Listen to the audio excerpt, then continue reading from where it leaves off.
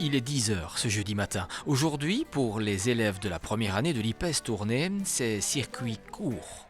Autrement dit, ici, comment fabriquer un fromage au départ d'un lait à peine sorti du pied de la vache jusqu'à son affinage et sa dégustation dans l'assiette. Comme vos collègues qui sont venus lundi dernier, on va faire une deuxième fabrication aujourd'hui de ce que nous on appelle un fromage de type Saint-Paulin. On l'appelle le petit David ici à Ath. Après, chez vous, vous l'appelez comme vous voulez.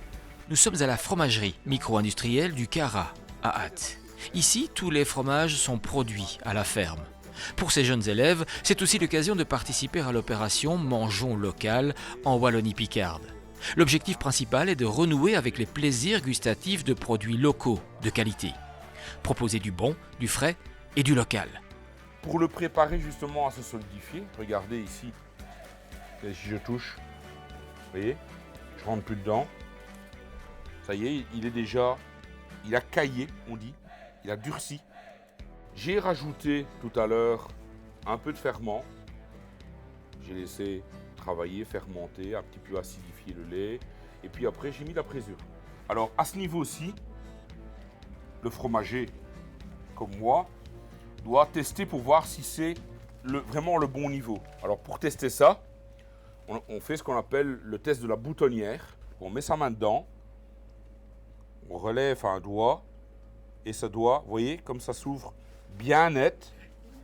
Ensuite, vont commencer toutes les opérations pour, vous voyez, dès que je le touche, il y a du liquide qui s'échappe de ce flanc.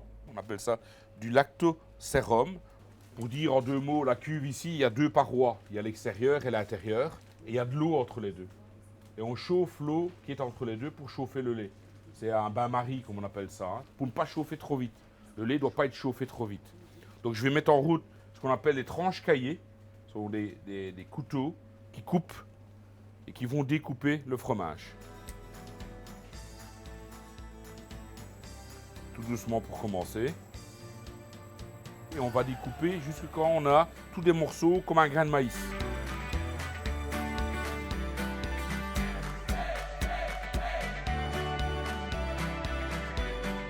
On arrête le tranche caillé. On met une grille en face du trou pour pas que tout passe, qui va filtrer un peu. C'est du caillé, c'est pas du vomi.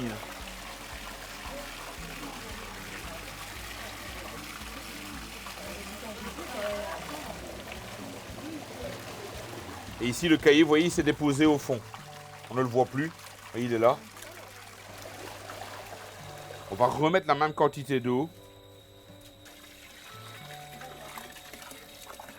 Et donc, cette eau pure va se recolorer et reprendre des éléments dans le futur fromage, dans le caillé.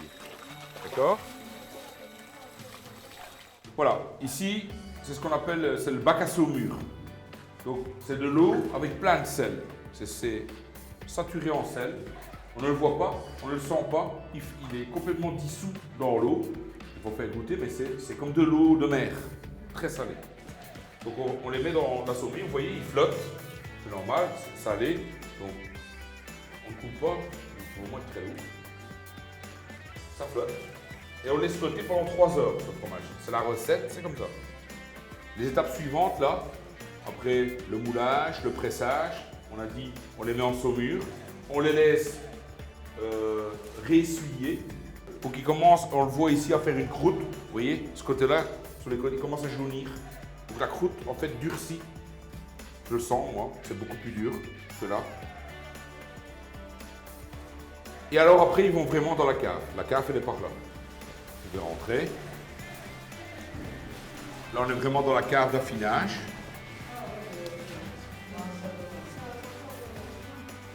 Le fromage, ça sent pas mauvais. Et toute cette fabrication-ci, qui iront chez vous. Vous voyez, voilà des petits natures. Donc l'affinage ici de vos fromages, ils vont rester ici au moins 4 semaines. Donc on a calculé avec les responsables chez vous, pour que ce soit environ 4, 5, 6 semaines. Ça c'est impeccable, ils sont bien affinés. Et donc on va les frotter, les retourner tous les 2 jours. comme ça, jusqu'à ce moment-là. Sur des planches en bois, en hêtre.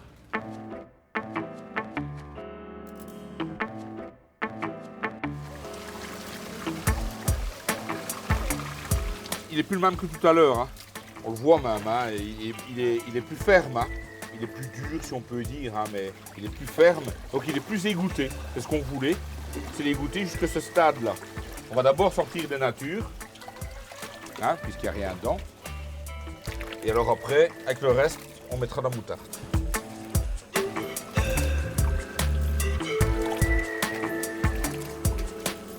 Bien rempli.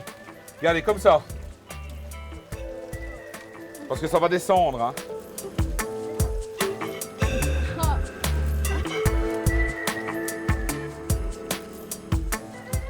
Quand vous avez fini, quand vous l'avez rempli, vous pressez un peu, hein. Et vous n'en mettez pas à côté.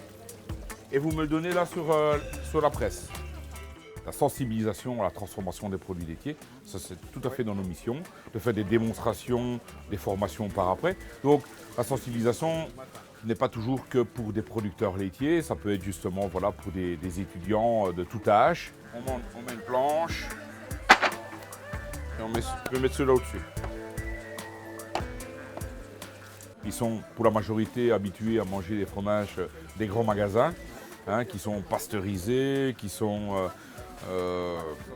travaillés par l'industrie. C'est pas du tout la même chose, hein, que des fromages qu'on trouve dans les fermes chez nous, ici, qui sont au lait cru, lait entier, qui sont artisanaux, comme on dit, donc qui sont dépendants de l'alimentation, de la météo, l'alimentation des vaches, des conditions pédoclimatiques, etc. On va avoir des goûts différents et des goûts souvent beaucoup plus forts.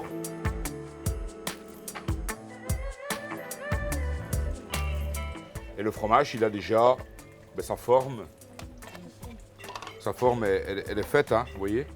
C'est le circuit court, comme on dit. Donc on a, c'est de la prairie à l'assiette, puisque nos vaches nous produisent du bon lait qu'on stocke, qu'on transforme. On ne transforme pas tout, puisque le reste part à la laiterie. Mais enfin, ce qu'on transforme est vendu directement dans notre magasin ici ou via quelques revendeurs. Et on a un circuit, comme on dit, des circuits courts. Ça fait partie de nos missions, c'est-à-dire direct ou un intermédiaire, un revendeur. De toute façon, vous faites la même recette avec un lait différent, vous avez un fromage différent. On va mettre de plus en plus de pression. Et on va les retourner encore 2 fois pour qu'ils aient une belle forme et tout ça. Et puis, 3 heures, pendant 3 heures, ils vont rester sous la presse. Et puis, on va relever la presse, on va les laisser là jusque demain matin. Demain matin, ça va aller en saumure à la cave, ça je vous ai expliqué en bas. Saumure, 3 heures, et après, l'affinage, essuyage, l'affinage, etc. Alors, le résultat, Yanida, ça c'est... Bien sûr. Voilà. Voilà le fromage, comme vous venez de faire. Je peux le goûter. Il faut qu'il le regarde en bas avant. Donc il est un peu trop jeune pour normalement le vendre. Mais c'était pour vous faire goûter à nature. Alors après, ici, il y a... Ah, vous allez y aller. Hein. Ici, il y a du fenugrec, de la ciboulette. Là, vous allez avoir à la moutarde et là, italien. On peut comparer le rayon du grand magasin. Les fromages sont tous très, très neutres, on va dire.